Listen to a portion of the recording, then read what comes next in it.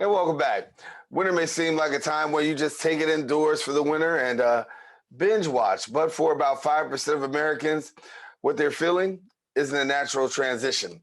People may be experiencing symptoms of seasonal depression, which is a mood disorder characterized by depression that occurs at the same time every year, more particularly the holidays. Now, joining us to share more details is the founder and president of the Scudder Intervention Services Foundation, Brett A. Scudder. And Brett, good to have you back. Good morning, my brother. Thank you. Thank you for having me. Well, I'm glad to have you. Glad to have you talking about this topic because for everybody, the holidays isn't a good season. We know that more and more people, as the holidays come around, particularly with COVID, really are dealing with depression and what I call seasonal affective disorder. Yes.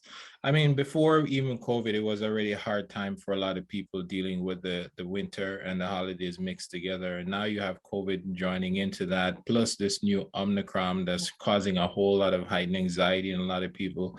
A lot of people feel like their whole, holiday, the winter and the season is going to be disrupted by another lockdown, this whole COVID uptick again. So it's a very frightening time for a lot of people. So what we're asking people to do to just, calm down, keep the temperature down. Don't focus on the media. Don't focus on all the different things that are happening. Focus on staying true to yourself, spending time with the family and loved ones, and making sure you get yourself, vaccinated and your health taken care of to be in optimal position to be safe during this time. Let me ask the question about depression. We'll talk from the people who are trying to help one, who may be, or somebody who's actually trying to find out whether I actually am depressed. And we think that you should automatically know the signs of depression, but how do we know what are the signs of depression? Well, I mean, to be honest with you, it's a great question. I get asked that every day, but it's hard to talk about the signs now when you have COVID, and especially everything going on with COVID, it's showing so much emotions at a lot of people. Sometimes some people just feel down, lack of energy. They don't have this desire to do anything. They're just sad, they're down, they're distressed, they're feeling overwhelmed. But also there are a lot of high functioning people who are depressed and not showing signs of depression because they're very good at what they do. So they target the work or what they have to do and not be focused on the emotions. But doesn't mean that they're not experiencing depression. It doesn't mean that there aren't signs of depression in them. It's just that they're high functioning and they can redirect a lot of the emotions towards what they're doing and not so much of what they're feeling, but at the same time still experiencing the feelings. When we have these feelings and we know that people are definitely dealing with them, the holidays brings out more and more the fact of how people just are not feeling so, the holiday spirit, if you will, the holiday cheer. How do we get around this?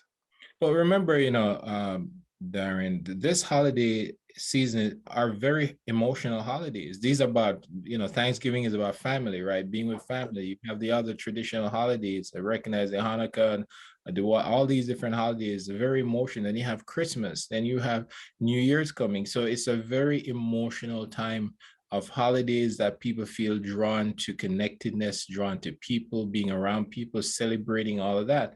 And that's not happening as much this year. A lot of people are not going to be doing that. And so what you find is people are just going to be so scared and so concerned about this whole virus. They're withdrawing, they're isolating themselves, they're staying indoors, they're staying by themselves. They don't want to catch COVID, they don't want to die, they don't want to be around, and so what you find is that the depression is creeping into a lot of people out of fear and anxiety. And that's a very bad combination when you look at it. And so what you do is we want people to know that they can reach out, still stay connected. We have this virtual technology, which is a beautiful thing where we can stay connected with each other through technology, video and audio at the same time. So leverage that so that you're not staying home by yourself, grounded in these fears and anxiety and just feeling depressed. There's so many people who are staying at home. And I mean, it's a season where people are suffering literally in silence. How do we go about helping people who are at home suffering in silence? Normalizing the conversation. Let's normalize the conversation. Let's talk about how you're doing. How are you? How you're feeling? What are you doing? Do you have company? Do you have a support system? Would you like company or do you want to stay by yourself? just because people are home by themselves doesn't mean that they're always at risk. Some people are okay being alone. The ones who are not, those are the ones that we have to focus on. So what we need to do is normalize the conversation. Where are we talking about it's okay to not be okay, right? Where are we talking to people who are feeling overwhelmed and saying to them, okay, we understand that, but are you okay? You know, you're feeling overwhelmed, you're suffering in silence, you're stressed out, but if you don't want to talk about it, if you're not expressing it, then how are we going to know how to help you? So we have to normalize the conversation, Daren. Listen, I've lived with anxiety and depression, PTSD, loneliness for a very long time. I still struggle with some of that every day, especially now during COVID. So for me as a person working in the field helping people, I too have my own times and days when I feel, oh my God, that this is overwhelming. But what do? I talk about it. I talk with my peers about it in my listening sessions and our support groups. I even share my own personal experiences with people in our groups, and they're looking at me like, "Oh my God, if you're going through it, then hey, I can talk about it." Then so we have to normalize the conversation. Let people know that it's okay to not be okay. It's okay to talk about you feeling anxious, stressed out, depressed, feeling lonely, feeling like this whole COVID thing is never going to end. I just don't feel like there's no end, just normalizing the conversation and then humanizing what people are feeling, why they're feeling that way, and that is okay. It's a very rough time for all of us right now, every one of us. Yeah. And so I know that you also, one of the things that you're doing during this time of year is you have a GoFundMe campaign for people who are experiencing financial challenges. So let our viewers know a little bit about that.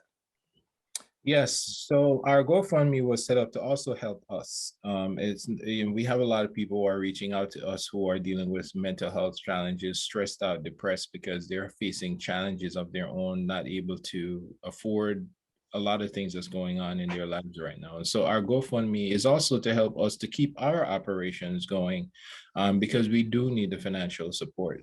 And so as we continue to maintain our services, offering these free services, helping people 24/7, there is a financial burden on us to continue doing that while we're also supporting the people who are in need and how we can help them with the basic needs that they need. When they call us and they're like, oh my God, I'm so stressed out. I can't afford food. I can't afford to take care of this. I can't afford this for my children. There's so much going on.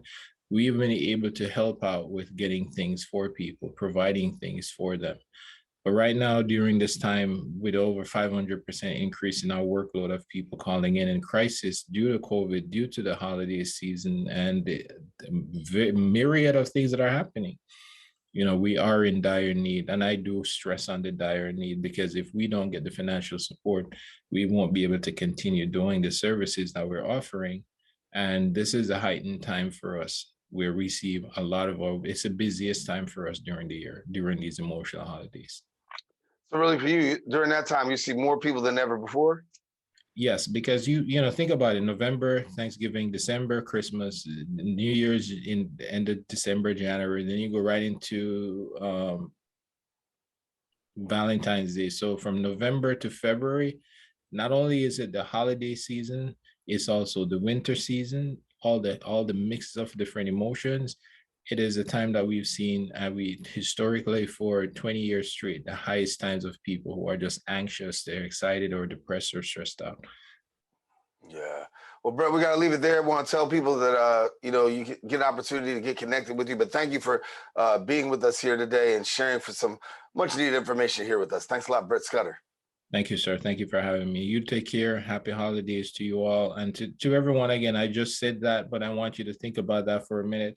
A lot of people are not happy. Not everyone is happy. So as you're talking about the holidays, let's not say happy holidays. Let's say I wish you well, wish you the best for the holidays, and hope that you are okay for the holidays. Right. Well, Now, I'm wishing you the best during this holiday season, my brother.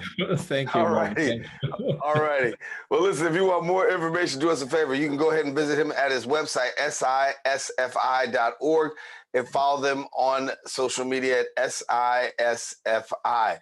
We encourage you, please don't go anywhere. We have more open coming up. We return right after this.